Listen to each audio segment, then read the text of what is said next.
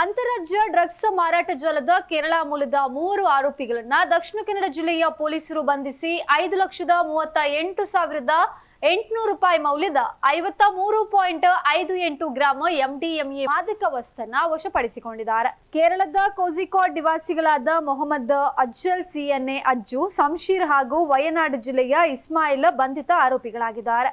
ಇನ್ನು ಫೆಬ್ರವರಿ 18ರಂದು ಆರೋಪಿಗಳು ಪುತ್ತೂರು ಭಾಗದಿಂದ ಸುಳ್ಯ ಕಡೆಗೆ ವಾಹನದಲ್ಲಿ ಮಾರಕಾಯುಧ ತಲವಾರನ್ನ ಇಟ್ಟುಕೊಂಡು ಡ್ರಗ್ಸ್ ಅನ್ನು ಸಾಗಿಸ್ತಾ ಇದ್ದಾಗ ಪುತ್ತೂರು ಡಿವೈಎಸ್ಪಿ ಪ್ರಮೋದ್ ಕುಮಾರ್, ಪುತ್ತೂರು ಗ್ರಾಮಾಂತರ ಠಾಣಾ ಪ್ರಭಾರ ಪೊಲೀಸ್ ನಿರೀಕ್ಷಕ ಸುನಿಲ್ ಕುಮಾರ್, ದಕ್ಷಿಣ ಕನ್ನಡ ಜಿಲ್ಲಾ ಡಿಎಸ್ಬಿ ವಿಭಾಗದ ಪೊಲೀಸ್ ನಿರೀಕ್ಷಕರಾದ ನಂದಕುಮಾರ್, ಪುತ್ತೂರು ಗ್ರಾಮಾಂತರ ಠಾಣಾ ಉಪನಿರೀಕ್ಷಕರಾದ ಗುಣಪಾಲ ಮತ್ತು ಸುಷ್ಮಾ ಜೆ ಭಂಡಾರಿ ಹಾಗೂ ವಿಶೇಷ ತಂಡ ಸಿಬ್ಬಂದಿ ಕಾರ್ಯಾಚರಣೆ ನಡೆಸಿ ಆರೋಪಿಗಳನ್ನ ಹೆಡೆಮುರಿ ಕಟ್ಟಿದ್ದಾರೆ. ಆರೋಪಿಗಳಿಂದ 53.58 ಗ್ರಾಂ ಎಂಡಿಎಂಎ, 1 ಕಾರು, ಮಾರಕಾಸ್ತ್ರ, ಮೊಬೈಲ್ಗಳು ಹಾಗೂ 10,000 ರೂಪಾಯಿ ನಗದನ್ನ ವಶಪಡಿಸಿಕೊಳ್ಳಲಾಗಿದೆ.